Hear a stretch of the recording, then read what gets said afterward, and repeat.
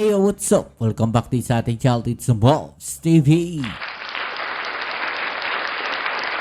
Alright, so tayo nagbabalik muli mga babayan at ngayon pag-usapan natin, no? Grabe, no? Ito palang si Saldico mga kababayan ay isang napakalinis na tao. Okay? So, ito po kasing kanyang pasabog na video mga kababayan ay sinasabi po niya na wala daw pong napunta sa kanyang pera. Grabe. Totoo ba? Totoo ba na walang napunta sa'yo?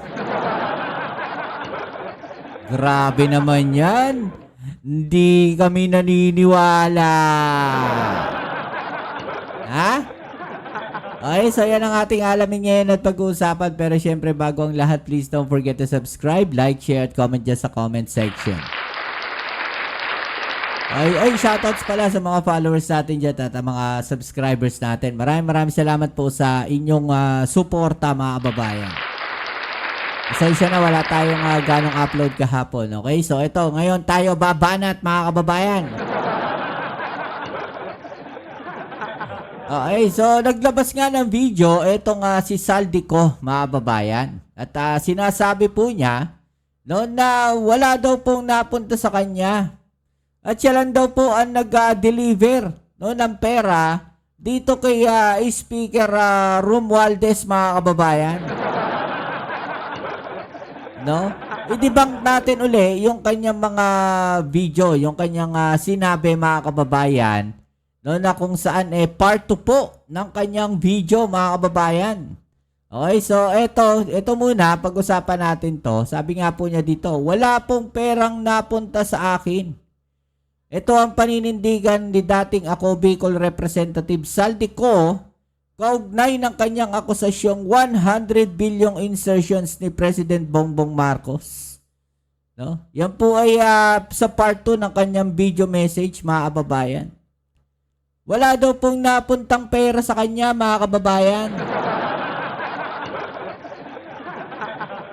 Parang napakalinis mo naman. Parang ikaw na lang ata yung congressman na walang na pera. Hindi ko naman sinasabing lahat ng congressman nangungurakot. Well, hindi natin masasabi yan. Diba? Dahil wala naman tayong ebidensya. Pero itong kinasasangkutan ni Saldico ngayon, mga kababayan, napaka-imposible naman ata no, nasabihin nating wala ka nakuhang pera sa laki ng napag-usapan na yan.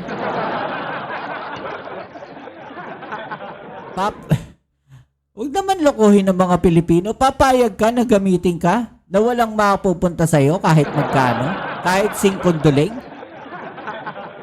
O sabihin natin kahit piso, walang mapupunta sa'yo, pumayag ka na ganon? Imposible yan. Imposible yan, lalo't ang akusasyon mo bilyon-bilyon ang pinag-uusapan.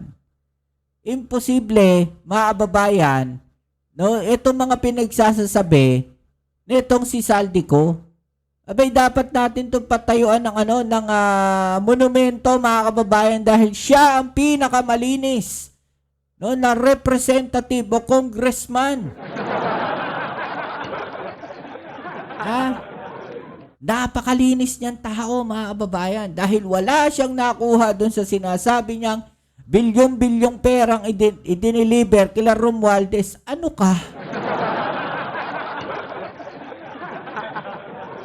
Ano ka? Tanga ka rin ba? Imposible yun. No, na wala kang makukuha ron. Huwag naman gawing tanga mga Pilipino. Huwag naman gawing tanga mga Pilipino. Saan galing yung mga eroplano nyo? Saan galing yung helicopter? Saan nang galing yung mga ginagastos no, ng mga anak mo, yung mga lavish lifestyle nila? Yung mga pinambibili ninyo ng mga mamahaling gamit. Saan nang galing yan? Sa negosyo ninyo? Imposible namang atang dun lang galing lahat yun. Diba? Yung helicopter o eroplano, No, yung mga air assets, mga babayan, yung air assets na ilan doon wala na dito sa bansa. Bakit nawala sa bansa yung mga air assets na yon? Paano nakalabas ng bansa yung mga air assets na yon kung walang, alam nyo na, padulas? 'Di ba? Huwag naman gawing tanga mga Pilipino, saldi ko. No? Huwag naman gawing DDS ang utak ng mga Pilipino. Huwag naman ganon. O malinis ka pala eh. 'Di ba? Di lumabas ka. Bumalik ka ng bansa, makipag-usap ka. Ipanumpaan mo yung mga akusasyon mo. No, para mas maniwala ang taong bayan. No? Pero yan kasi mga babayan, yung kanilang palalabasin. Palalabasin nila yan.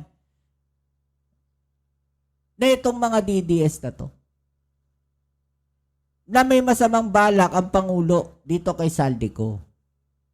Okay? So ano mangyayari after nyan?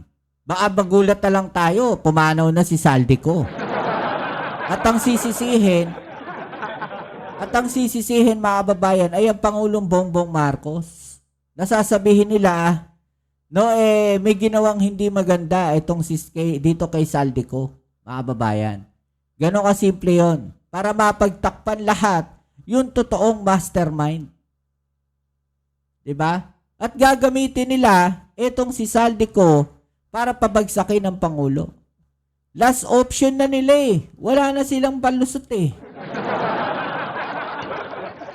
Diba mga kababayan? Wala na silang mailulusot. Kitang-kita na yung kanilang motibo.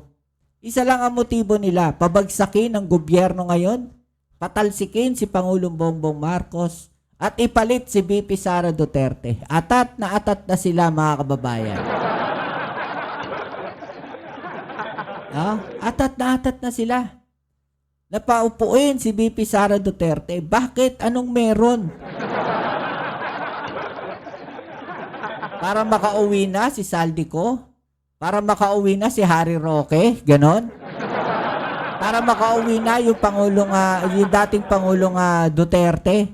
At mabura na yung impeachment at manipula na nila ang buong gobyerno. Pagka yan ay nangyari, tsaka sasabihin itong mga DDS na to, sana pala hindi ako naniwala sa kanila. Sana pala naniwala ako doon sa mga BBM vloggers. Sana pala naniwala ako doon sa mga sumusuporta sa gobyerno. Sana pala naniwala ako kay dating Pangulong Marcos. Ganyan na pag napatalsik si Marcos. At nakita na nila yung totoong motibo. Ganyan na sasabihin na itong mga DDS na to. Pwera na lang dun sa mga utak kalamay na mga DDS. So ito panoorin muna natin itong video na to mga kababayan na. Kasi hinamon niya po si Remulla na imbestigahan daw ang Pangulo at si Romualdez. Diba? Ikaw muna iimbestigahan, ikaw yung nakasalang Bakit hamunin mo? Lumabas ka rito para maimbestigahan ka. No? Bakit yung Pangulo ang paiimbestigahan mo at si Romualdez? Ikaw naglalabas ka ng ebidensya na nagtatago ka. Paano maniniwala yung tao sa'yo? Diba? Naglabas ka ng ebidensya na nagtatago ka, daldal ka ng daldal sa ibang bansa pero nagtatago ka, idinawit mo yung Pangulo, idinawit mo si Martin Romualdez o yung ating Pangulo Bongbong Marcos na lang pag-usapan natin. No, kasi yun talaga yung tinatarget ninyo mapatalsik. Idinawit ninyo. No, idinawit mo. Dito sa issue na to ng budget insertions. Pero ang totoong issue dito mga babayan, huwag nating kakalimutan na itong si Saldico, ang totoong nakikita natin na parang nasa likod na itong malawakang korupsyon sa DPWH at mga flood control projects.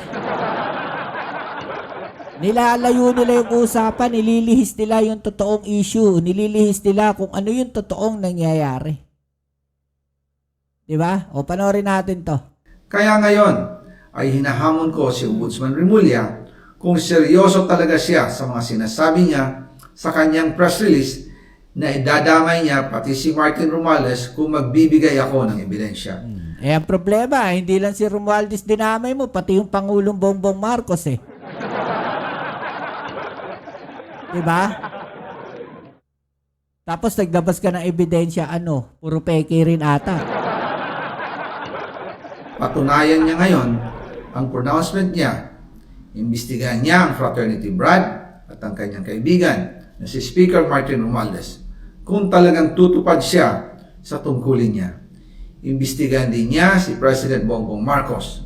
Sabi nga ni BBM nung SONA, let's do it right at mahiya naman kayo, hindi po ba? Tama.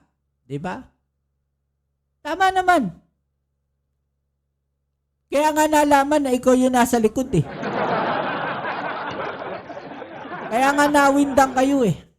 Diba? Kaya nga nataranta kayong lahat nung pinasabog yan ng Pangulong Bongbong Marcos eh. Diba? Nagulantang kayo. Nung nataranta kayo. Hindi na ninyo alam kung anong gagawin ninyo. Oh.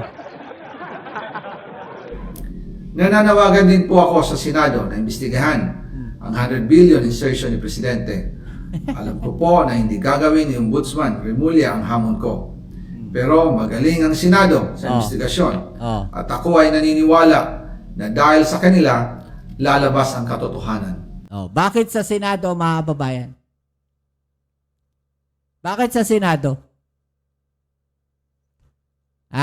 Nandun yung mga mouthpiece nila eh. Nandun yung mouthpiece nila eh. Diba? May bunga nga sila rong maingay sa Senado, mga kababayan. Diba? May maingay dun sa Senado. Sa Blue Ribbon Committee. Kaya dun niya sinasalang. Kasi nga, paniniwalaan yung kwento niya, mga kababayan. Bakit paniniwalaan yung kwento niya? Pareho sila ng kwento ni Gutese eh.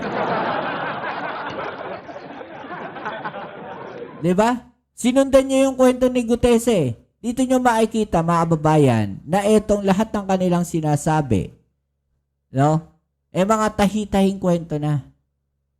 Hindi nyo napansin na wala si Gutesa ang tagal, tapos bigla tong susulpot, malapit na yung rally ng iglesia. Bigla maglalabas ng video sa araw na merong hearing yung Blue Ribbon tungkol sa flood control. Tinatabunan yung flood control. Diba? Yun yung totoong motibo. Tabunan yung usapan o yung usapin tungkol dyan sa flood control na yan, mga kababayan. Para mapagtakpan yung totoong mastermind neto. Para masalba yung mga nadadawit na kung sino-sinong mga senador at mga kongresista na nadadawit dyan sa flood control na yan. Siguro, Siguro kasi nakikita natin na karamihan doon sa dawit sa flood control ng mga senador nandoon sa kabilang parlor.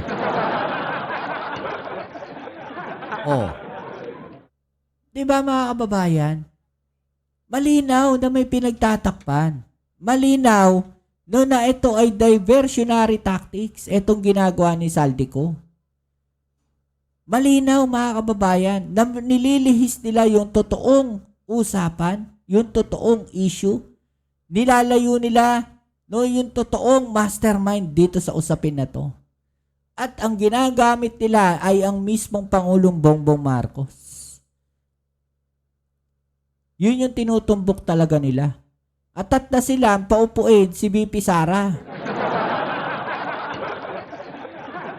Para makauwi na sila lahat dito sa Pilipinas. Diba? Ano po masasabi ninyo dyan, mga babayan? I-comment sa ibaba yung mga opinion na atin yung pag-usapan. Alright? So yan, muli kita tayo sa ating next video upload. Ito muli ang inyong Kuya Mobs, it's Mobs TV. Peace and health.